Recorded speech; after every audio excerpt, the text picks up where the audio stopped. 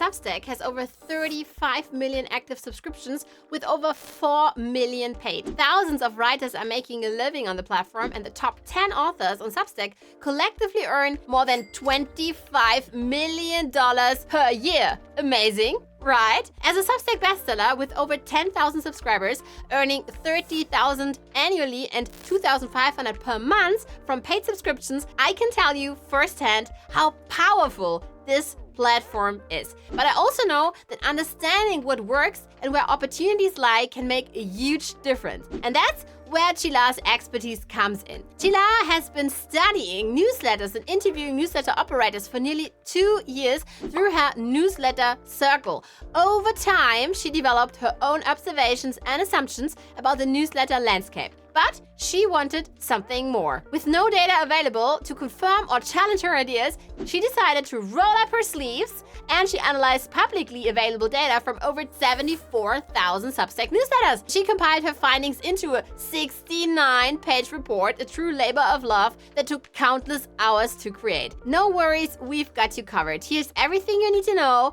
short and sweet, without fluff. Hi everyone, this is Ciler from Newsletter Circle. For the ones who haven't heard Newsletter Circle before, let me introduce myself very quickly. I started Newsletter Circle almost 2 years ago, and since then I interviewed almost 70 newsletter operators about how they build their newsletters from scratch. In these written interviews, I asked questions such as how they started their newsletters, the most effective growth strategies, how they make money out of their newsletters, their mistakes, key learnings, biggest advice to other creators, etc. But after studying all these individual newsletters for almost 2 years, I came to a point that there is a need to see the bigger picture. We need to understand what's going on in the newsletter landscape. Since I couldn't see such data at big scale, I decided to get my hands dirty and analyze 75,000 Substack newsletters. Actually, all the data that I gathered is publicly available on the internet. I just found a way to pull this data, analyze them, and then turn the insights into a free comprehensive report. All you need to do is just to sign up to get full access to the free report and then dive into the insights. But for this video today, I will try to summarize 5 key findings from my analysis. Let's start with the first one.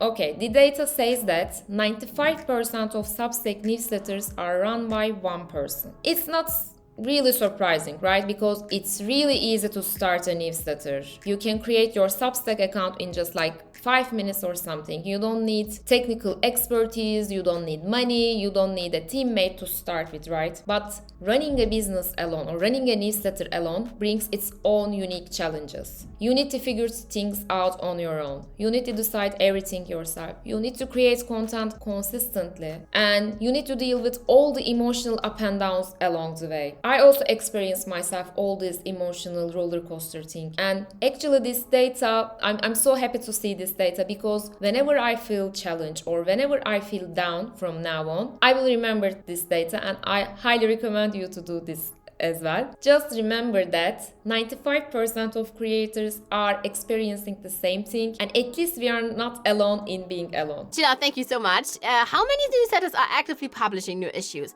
and how many of them are just staying inactive? Almost half of the newsletters are inactive. To be more concrete, 45% of Substack newsletters are inactive. This is huge, but there is a silver lining in this data. If you just keep publishing your content consistently, you are already ahead of almost half of the creators out there. You know, many creators start their newsletters with good intentions, but this is a long-term game. You need to keep going no matter what. You need to be patient to see results, and you need momentum. Once you lose your momentum, it's really easy to give up. On the other hand, there might be some creators who start their newsletters with such expectations to grow fast, to make money fast. Again, since this is a long-term game and since it requires patience and resilience along the way, these creators might be giving up. So just keep going, just continue publishing your content consistently. You are already ahead of half of the creators. How many newsletters offer a paid subscription? And what are the average paid subscription prices? There are 21,000 active paid newsletters on Substack, and I checked average paid subscription prices of them. Based on the data, the average monthly paid subscription price is $10. Average yearly subscription price is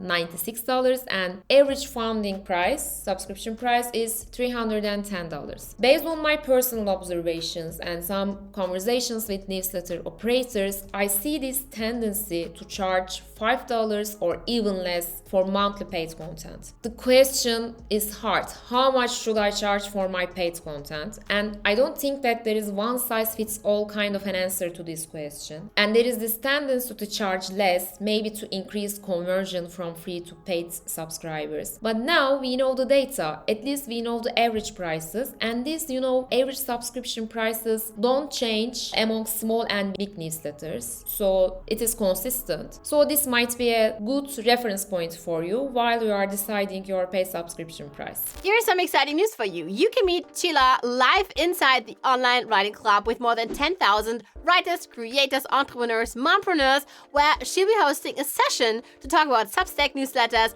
answer your questions, and share even more insights. It's a fantastic opportunity to learn directly from one of the best in the field and connect with others who are just as passionate about writing as you are. Don't miss it. What is the usage rate of Substack Notes and Substack recommendations? Can you tell us a bit more about this? Substack Notes introduced in April 23, and since then it enables writers to post short-form content and drive discovery within the platform. And when I zoom into the active newsletters on Substack, I saw that 75% of active newsletters posted at least one note on Substack Notes. So the majority is already on Substack Notes. For the ones who haven't tried it yet, I think it's worth giving a shot. This is something that I also recently hear more during my interviews with newsletter operators. There are so many Substack creators who grow thanks to Substack Notes, and they're also engaging with their followers and subscribers. It's a nice growth engine, in-platform growth engine for creators, but similar to many other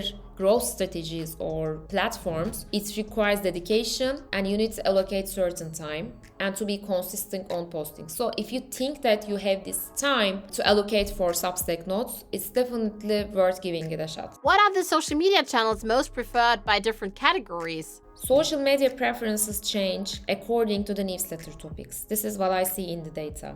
As you know, on Substack, creators share social media links on their profile pages. So for this analysis, I gathered 96,000 social media links and checked the most frequently shared ones. Based on the results, X is the most preferred social media link, which is 33%, followed by Instagram with 25%, and the third most shared social media links is LinkedIn with 12%. But as I said, the most preferred social media channels change depending on the newsletter topic. For example, we see that 15% of food newsletters share TikTok links, whereas it's only 6% of total links. Or we see that 44% of art newsletters share Instagram links, whereas it's only 25% of total links. I also included a detailed table in the report showing which social media links shared by which newsletter categories. So you can check it and again take it as a reference point to decide which social platform you will focus on for further growth. In addition to this, there are so many insights in the report. For example, 87% of the newsletters are English, or 82% of the newsletters have less than 10,000 subscribers. And I zoom into active newsletters, I zoomed into paid subscription, I checked all the results based on different subscriber ranges and publishing frequencies. So if you just would like to dive into all these details inside, as I said, you can just sign up and get the free report. And just let me know what you think about the results. I really would love to hear your thoughts. Feel free to reach me on LinkedIn or just reply one of my newsletter issues, etc. I'm open to chat. And thanks for listening or watching. I'm looking forward to hear your thoughts on the report. Thank you so much, Ciler, and we're gonna see you inside the live session.